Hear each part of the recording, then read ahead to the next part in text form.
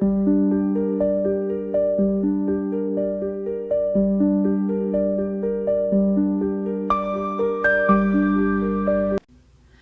everybody, Kat here. Welcome to the channel. Hope you're having a great day. It is still Easter Monday. This is my second visit with you today, but I just couldn't stay away. It has been an interesting 48 hours, I tell you. Yesterday, of course, Easter Sunday, 420. And wouldn't you know, it just happened to fall on Hitler's birthday. That's right. And if that wasn't weird enough, boy, those of you that are conspiracy inclined, you're going to love this. April 21st. April 21st, we wake up this morning and what do we find out? Easter Monday, the Pope has died. That's right, Pope Francis dies at 88 years old, April 21st, after a long battle with pneumonia. He dies on what would have been Queen Elizabeth's 99th birthday. How's that for numbers? Isn't that interesting? Well, we know that the elite, these globalists, these Satanists, they're all consumed by rite ritual, numerology, all of that stuff. Doesn't make any sense to us, but it makes sense to them, and that's why it's important to kind of understand what they're doing. So we've had, a big blow. And we know the Pope was a globalist. We know that through the things he said and the things he did, the things he condoned and the things he condemned, even right up to recently, the whole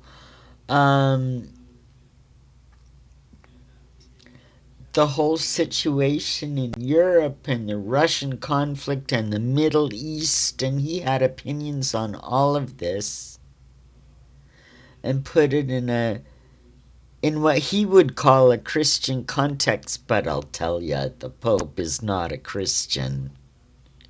He's not a good guy. Going back to his time in South America, he was a pretty shady guy. You should research it a little bit. Man of the cloth. Yeah, so, and we know the papacy, we know the Vatican is, and always has been, an elitist stronghold, a financial stronghold that over the centuries has directed a lot of the events that the world has gone through. They've got a lot of secrets. And from what everybody said, and researchers down through the last 50 years, they hold a lot of gold. But it's very interesting, Very interesting. Last month, when the Pope was ill and he was in hospital, there was some researchers, YouTubers, that insiders saying they were in Rome and that the Pope had indeed actually died at that time, but they weren't going to announce it. They were waiting for something. And I said it. And I said it to a guy, I said, this is what I kind of heard. I don't know if there's any validity to it, but would it shock you? Not with what we know. Not with the way these guys operate. Nothing would shock me. So, does it seem interesting that the announcement came just this morning? Perhaps. Perhaps, we may never know. And this is the kind of stuff, guys. This is the kind of stuff where conspiracy theories are born because the real facts just don't add up. What they're trying to show us, the theater of the situation. Once you can spot it, there's no one seeing it, and it's like, well, something's really strange. And you know what else is strange? You know what else is strange? We've heard all the stories of the underground tunnels and miles of gold, and we know about the Nazi gold and the Vatican's role in all of that, and shady organization that's been in a position of control for centuries.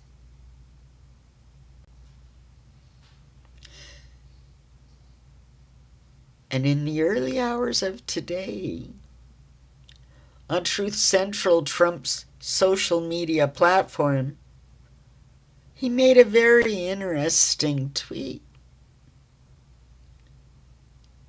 about the art of negotiation and who owns the gold and what that means.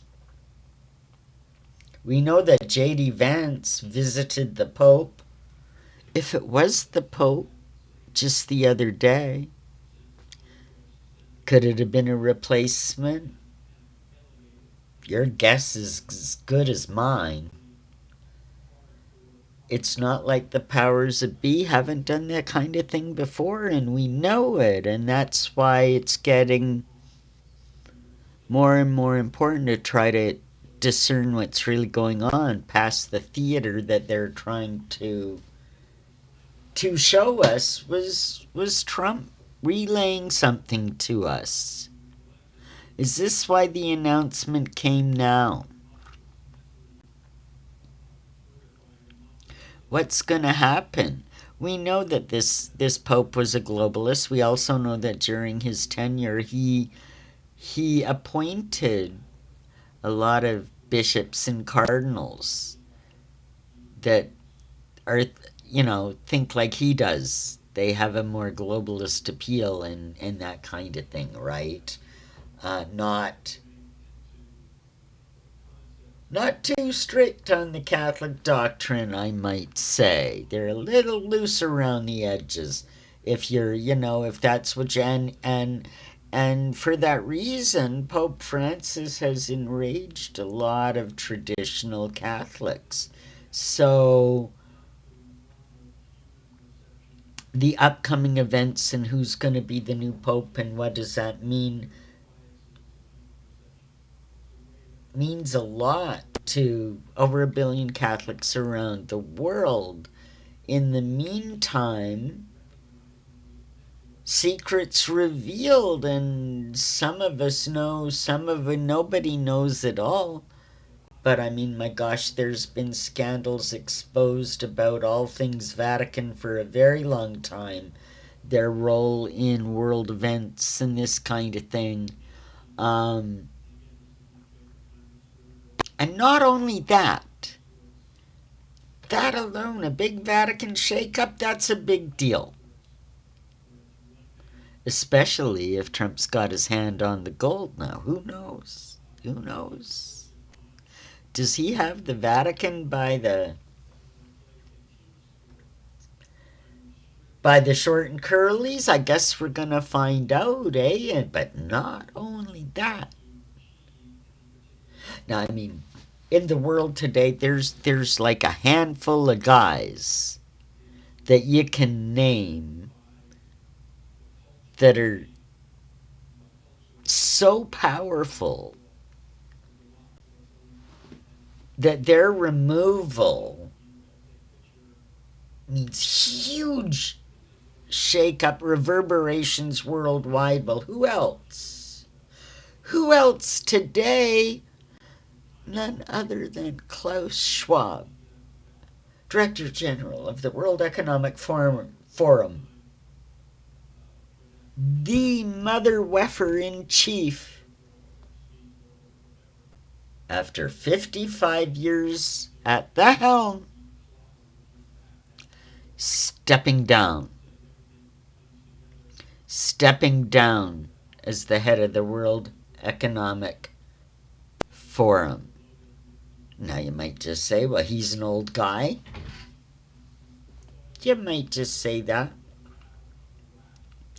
Keep in mind his desire to control humanity, his desire to break humanity and treat us like cattle.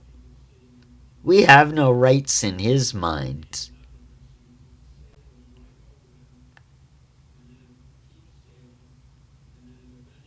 The yoke of control that the World Economic Forum has on us already, and the degree to which they want to increase that.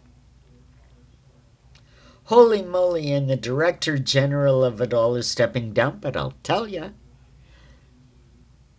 his sons, there's other board members, Ursula von der Leyen, there's other people that could step into the role. What about one of the other founders? Did you know at the time Prince Charles was one of the original founders of the World Economic Forum? Yeah, he's knee-deep. He's a mother weffer of the nth degree, and he knows it all. And he supports it all. He's a globalist. He's not a benevolent monarch. Not at all. Not at all. So we have this situation. It's kind of interesting how things are falling in place. It really is the Pope, whom there's been speculation out about for at least a month. We get the announcement.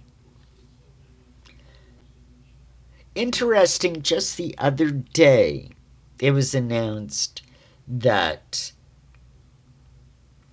President Trump stopped a payment to the World Economic Forum. Probably one of these, they do it once a year. It was like $547 million or something ridiculous that the World Economic Forum was counting on receiving from the United States. Trump said, no, cutting them off. He said, you're not getting any more money. Incidentally, within 24 hours, just a little more than 24 hours, Klaus Schwab steps down. Are we seeing the power just being sucked out of the World Economic Forum? Is this gonna bode well for us? Is this perhaps the beginning of the demise of one of the globalist strongholds, one of the globalist organizations that is in place as part of the globalist control grid? Can you imagine? I'm not saying it's going to fall overnight, but with the withdrawal of American support like that, they're going to have some trouble. Indeed.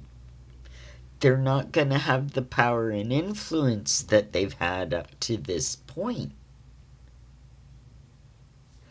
Are we actually seeing the continuation of what's been sweeping the globe for a while now? This return to common sense, this return to normal times, this return to critical thinking and throwing off these lunatics, the liberal lefties, the dingbats. I mean, these guys are dingbats of the highest order, and they have had such control over us because because we've let them, quite frankly. We were blind to their machinations, and now it seems like it's too late. But here we go. Here we go. A very bad pope is out of the way. Who are they going to put in place? Who knows? Is this a harbinger of some of the Vatican's power decreasing, perhaps? Things changing, things shaking up. World Economic Forum, perhaps there's not going to be that same chokehold over the rest of the world. Maybe we have a chance to wiggle out of it. We know America has turned towards freedom. Here in Canada, we've got an election coming up in a week. Hopefully we choose freedom. Britain has just declared that a woman is a woman and a trans woman is not. Took their Supreme Court, and the backlash hasn't even begun, but people are starting to reject all this woke madness that's just destroyed society. And we're seeing the faltering of some of these big institutions that exist to control all that. But because of it, I mean, it's a self-feeding organism almost. But the interesting thing, I mean, if you look at the elites and you look at, I mean, they're all Satanist, crazy lunatics, and I'm not just spewing stuff. Do some research. Blow your mind. One and all. I guarantee it. And so you look at all of this and you say, well, okay. So if you think like they do for a minute, especially when they're trying to signal things to us or to each other, because everything is symbolism.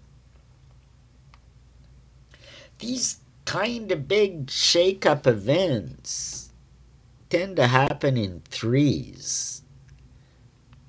So I started thinking, well, is there a third big elitist, a third big organization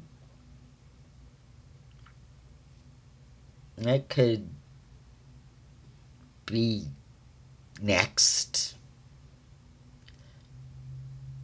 A big guy like maybe King Charles? The British monarchy? What have I been saying for over 3 years now? I've been talking about a seminal event that removes King Charles from power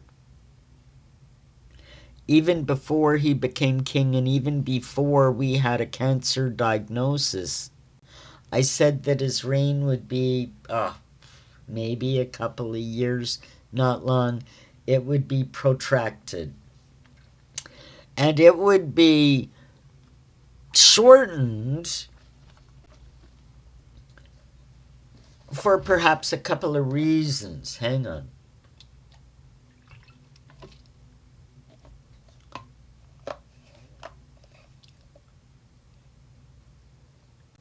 I even before a cancer diagnosis, I was saying there was going to be some event. There was going to be something happen that would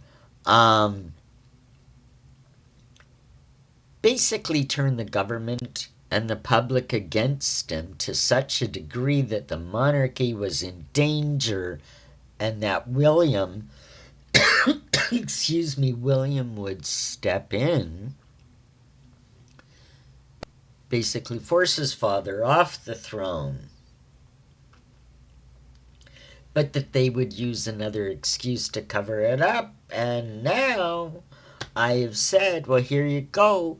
And I'm not denying the king has cancer. I'm not denying he's under treatment. I'm just saying, if there was a reason to get rid of the king, but they didn't want to tell you the truth, sure be a handy excuse. Remember, well, if you don't, when King Edward III, Edward and Wallace Simpson, when he gave up the crown, the real reason he gave up the crown is because he was a traitor, and he was called out by an archbishop, by a prime minister, by members of parliament.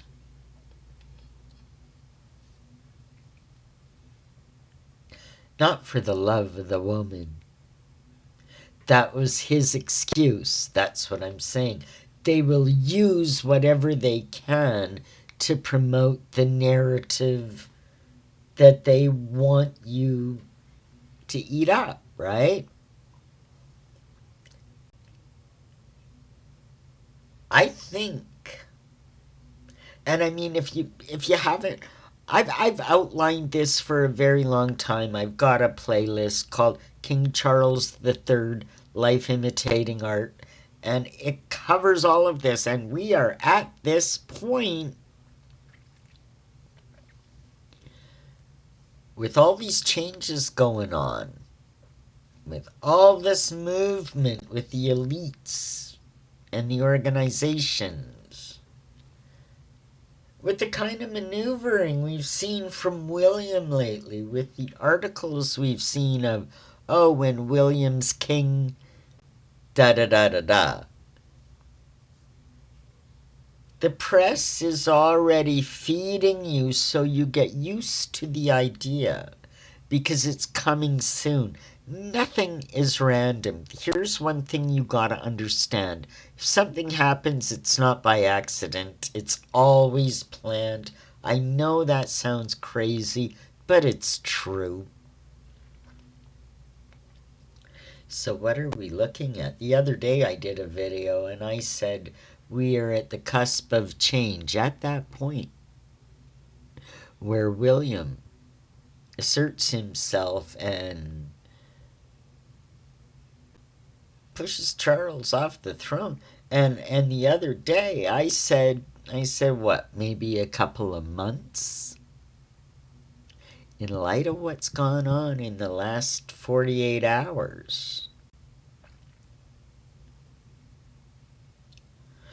I'm kind of, I might be out on a limb. I might be crazy. Weeks, days, maybe? Are we going to get an announcement? What kind of announcement? Are we going to get the king steps down? Or, the king has died. Long live the king. What's it going to be? I really think all of these events are coming to a head. Whether it's a convenient time for Charles to step down out of health reasons, or has it been event after event, scandal after scandal, right up to an Easter message that wasn't an Easter message to the faithful at all?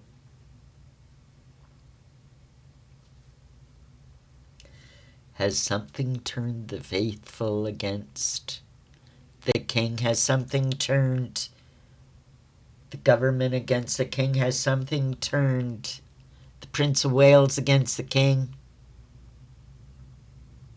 When are we going to hear about it?